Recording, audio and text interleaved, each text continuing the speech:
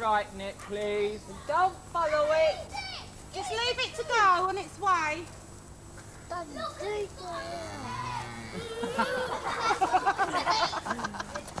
Danny! Danny!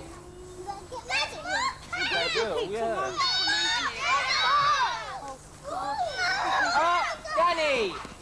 Will you come here? The countryside within the city, where the inhabitants of both are mutually suspicious. Epping Forest, 12 miles long and up to 2 miles wide, appears to be driven into London like a green wedge. The forest green, both woodland and open space, such as Wanstead Flats, stretches down into the heart of the East End of London, its rural setting evident almost in the shadow of the city. Even here, though its boundary is well defined in law, the forest land remains unenclosed. There are no hedges or fences to bar the way to animals or people, and the freedom of these ancient woods and plains, abundant with the riches of nature, is available to everyone.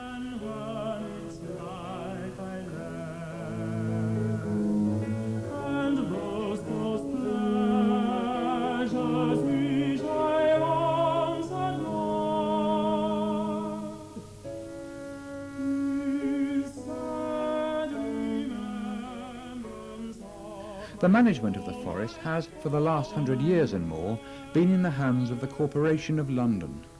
The Corporation and its conservators have worked hard to implement the principle of maintaining the balance between use of the forest as a recreational centre and the conservation of its natural beauty. The one animal that is most associated with the forest is the deer.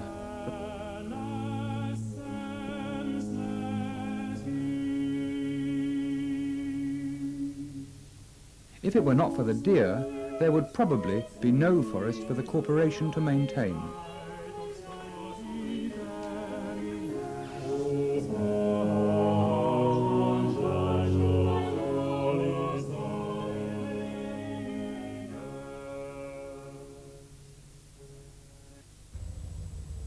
After the Second World War, with the advent of the motor car, the numbers of deer in the forest started reducing. This caused concern to the conservators, and so they looked for an area they could use as a deer sanctuary. Lord Buxton, who was one of the verderers of the forest, offered the land behind his house, Birch Hall, as a sanctuary for the forest. The deer are black fallow deer, which is one of the 4 types of fallow deer you find in this country. With fallow deer, we call them bucks and does to signify the males and the females. This is in contrast to the red deer, which are known as stags and hinds. Along with the fallow deer, bucks and does are also the terms used for roe deer, muntjac and Chinese water deer. The Japanese sika deer are known as stags and hinds in the same way as the red deer. Epping Forest was designated a royal forest by William the Conqueror. He instituted the forest law, which did not mean that every area was actually full of trees. Forest law took precedence in any area that was designated by the sovereign as a forest. It also included farmland, open plains and heathland. The forest law was quite definitive in that it protected anything to do with the deer. No one's quite sure when the forest laws were first introduced to this area, which is now known as Epping Forest, but it was probably around about 1130 that the Norman kings declared this area a forest. That's not to say that they planted lots of trees, of course. The word forest is in fact an old word of Norman origin, which meant that the area came under the forest laws. The Norman kings were very keen to hunt, and it's probable that they introduced fallow deer to this country specifically for that purpose, because they're very territorial by nature and like to stay in a fairly small area. The forest laws were very harsh for the people who lived under them, because the king's desire was to protect the deer. Not only did he want to hunt, but he used venison as a crop. He used the meat to eat and to feed his court. The people who lived here were not allowed to enclose their fields. They were not allowed to herd their animals because the deer should be allowed to graze wherever they chose. If they ate people's crops, it was rather unfortunate if the people died of starvation. A chronicler of the time wrote, "The worst abuse in the kingdom of England, under which the country groaned, was the tyranny of the foresters. For them, violence took the place of law, extortion was praiseworthy, justice was an abomination, and innocence a crime. No rank or profession, indeed, in short, no one but the king himself was secure from their barbarity, or free from the interference of their tyrannical authority." But in contrast, another chronicler wrote, "The royal forests were the sanctuary and special delight of kings, where, laying aside their cares, they withdraw to refresh themselves with a little hunting. There, away from the turmoil inherent in a court, they breathe the pleasure of natural freedom." In feudal times, the great religious houses and monasteries were huge landowners. Though of a later period, this map shows where the population was centred. To the west of Epping Forest, then known as Waltham Forest, lay Waltham Abbey, closely associated with King Harold, and to the southeast, near Hainault Forest, lay Barking Abbey, home to William the Conqueror after the Conquest. Between them, these two great religious houses owned the surrounding forest and hosted the kings when they came to hunt. The next major influence on the development of the forest and the deer came with Henry VIII and the dissolution of the monasteries. After the dissolution of the monasteries, Henry set up quite a number of deer parks on the land that was confiscated from religious houses. And here, at Fairmead and at Chinkford, he created a deer park in 1543. He wanted, in fact, to use this particular land because he was lord of the manor here. The deer park was extensive, and in fact, when it was completed in 1543, he introduced over 600 deer, the majority of them fallow, and they lived within this area, which was totally enclosed with railings. On the top of the hill, now covered in polythene because it's being totally restored, was a hunting lodge. It was built in 1543, and it's a magnificent example of the architecture and the carpentry of the period. In fact, it's extremely grand for a mere hunting lodge. The supposition is that Henry actually used this particular park, which was close to London, to impress foreign ambassadors and dignitaries. This was at a period when he was pursuing foreign tactics. He was trying out different ideas with different courtiers, and he could entertain royalty here, he could entertain foreign ambassadors. And if a mere hunting lodge was as grand as this great standing, then surely he must be a magnificent king. That's what we can think.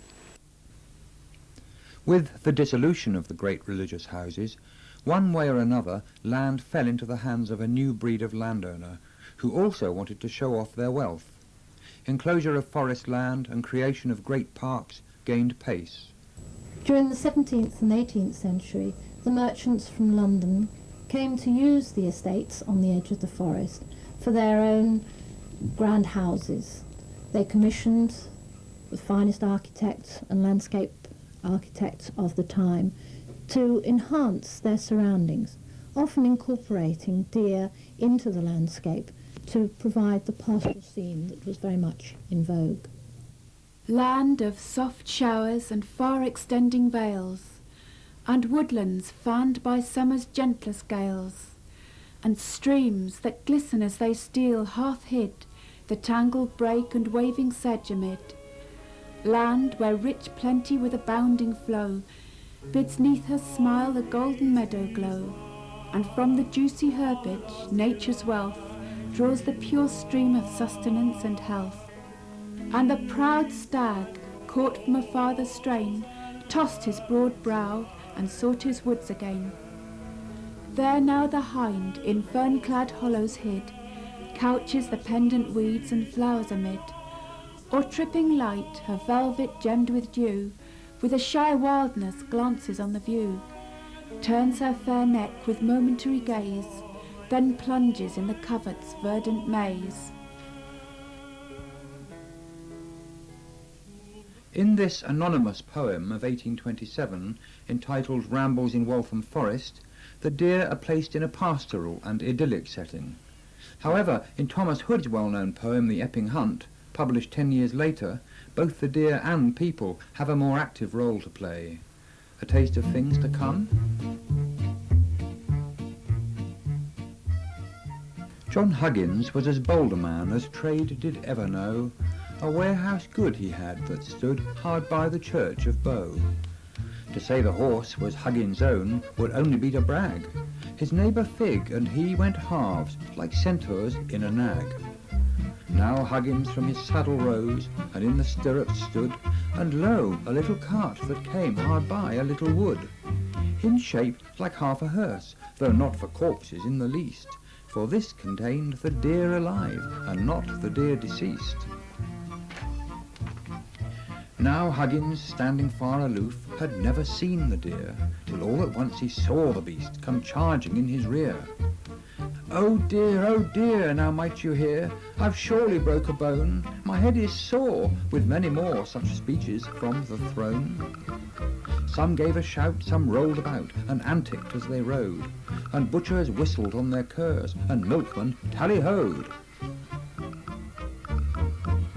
And on the wall behind me are the pictures of the Easter hunt, which took place on Easter Monday every year and was led by civic dignitaries from the Guildhall, including the Lord Mayor.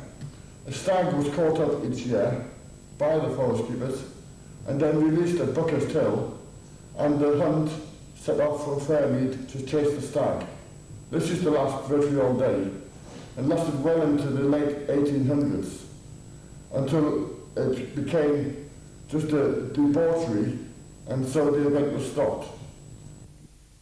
The slide to debauchery of the Epping Hunt was a reflection of the increasing commercial pressure coming to bear on the forest as London began to grow around it. London began to expand at the beginning of the 19th century, and during the 1850s the railways were built out to Chingford, to Woodford and to Loughton. Land adjacent to the railway stations was obviously in high demand for building, and the lords of the manors at the time decided that they would actually enclose parts of the forest and sell portions of the land as building plots. This rather upset the local commoners because they were prevented from going into the forest to cut the trees for fuel wood, and more importantly they were unable to graze their cattle freely in the forest. This led to a number of skirmishes with the lords of the manor, and one or two of the commoners were put in jail where they languished for a while. In 1860 the Corporation of London had acquired land at Aldersbrook Farm for a cemetery. Today this is the City of London Cemetery. But the acquisition of that land within the forest parishes enabled the Corporation of London to become commoners in their own right. This gave them the opportunity to side with the commoners against the lords of the manor in this illegal enclosure that had been going on. A legal battle ensued, and the outcome was that the lords of the manor were found guilty of illegally enclosing the forest for building purposes, and the matter was resolved with the passing of the Epping Forest Act and the declaration of over 5,000 acres of land, a public open space for the enjoyment of the people of London and the surrounding area. Ironically, the deer had played a decisive role in this drama. It was the 800-year-old forest laws, originally drafted to assist the king's hunting, that provided the legal basis for the judgment of 1878. Furthermore, public sympathy had been aroused by the plight of the deer, resulting from the increasingly rapid pace of enclosure.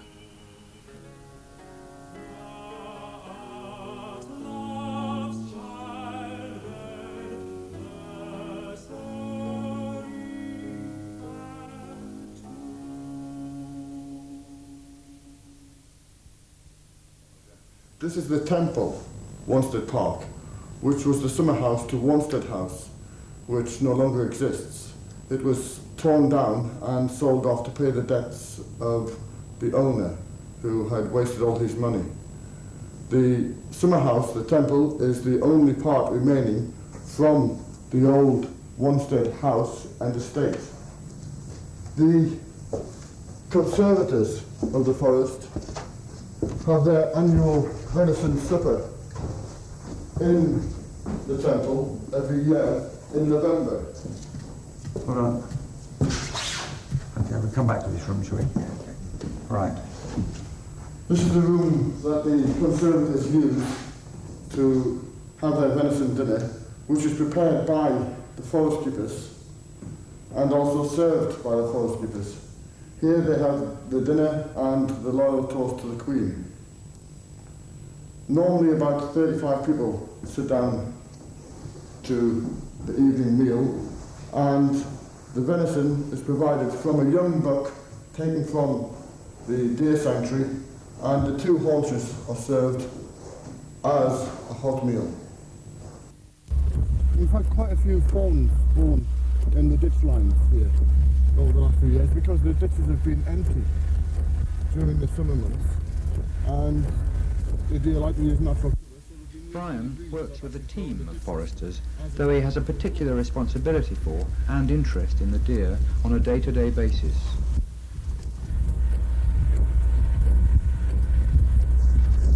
A new recruit has just been taken on, and Brian is showing him the ropes.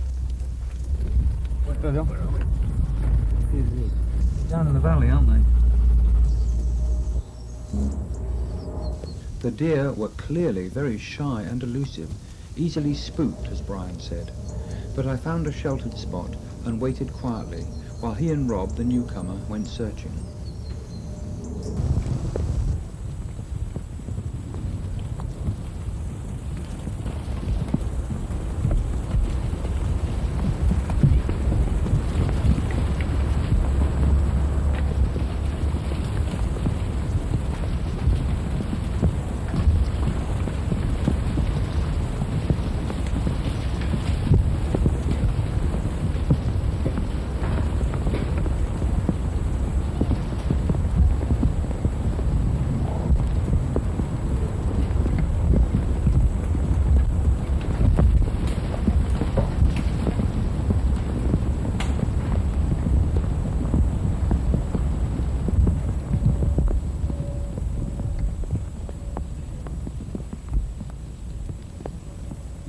There seemed to be hundreds of them. A few minutes later, they returned to the wood, and I was able to get a close-up view.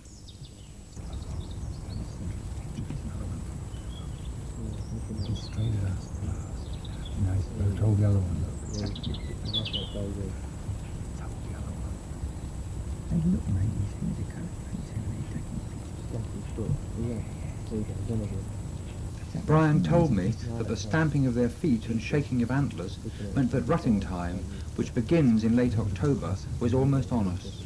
It's a warning to keep our distance.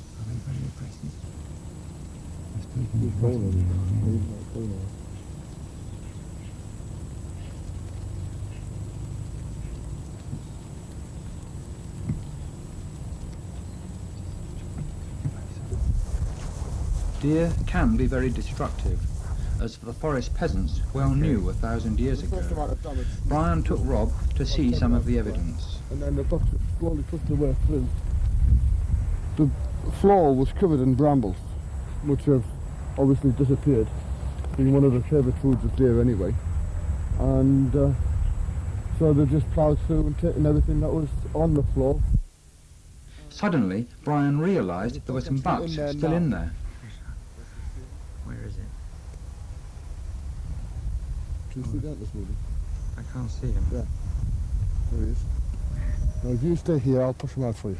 All right. Don't get in the way, for God's sake. Be on this bit of fence. Yeah, it'd be better if you stand over the side of that gate. That way you won't see her and then you'll just move out. Still come out right.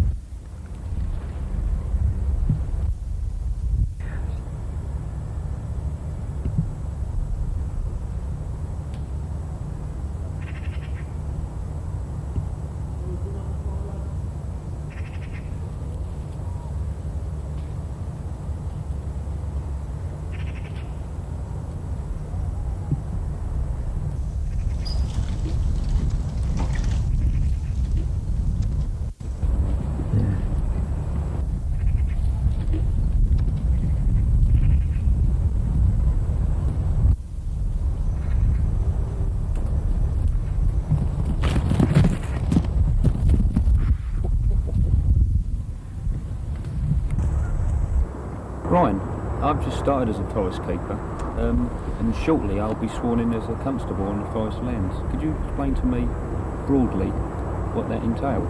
Well, the Epping Forest Act of 1878 decided that we would be constables, and for that you will be sworn in at Epping Court and issued with a warrant as a constable. So then, from that day, it became a public open space as we know today. Yes, and it was only the second area in the world to have that distinction. The first one was the Bois de Boulogne outside Paris. The French, or the Corporation of Paris, actually took that over 2 years before Epping Forest was taken over by the Conservators on behalf of the City of London. Obviously, maintaining an area of 6,000 acres costs money, and the Corporation of London fined £1.6 million from their own resources, from the city cash, to pay for this open space, and they fined additional sums for the other open spaces that they manage, such as Highgate Woods, Hampstead Heath and Burnham Beeches. There are keepers to inform the public about the forest generally. They also have a policing role in case there is somebody who is doing something they should not do in the forest. The forest is open to the public for recreation and enjoyment of the wildness of the area.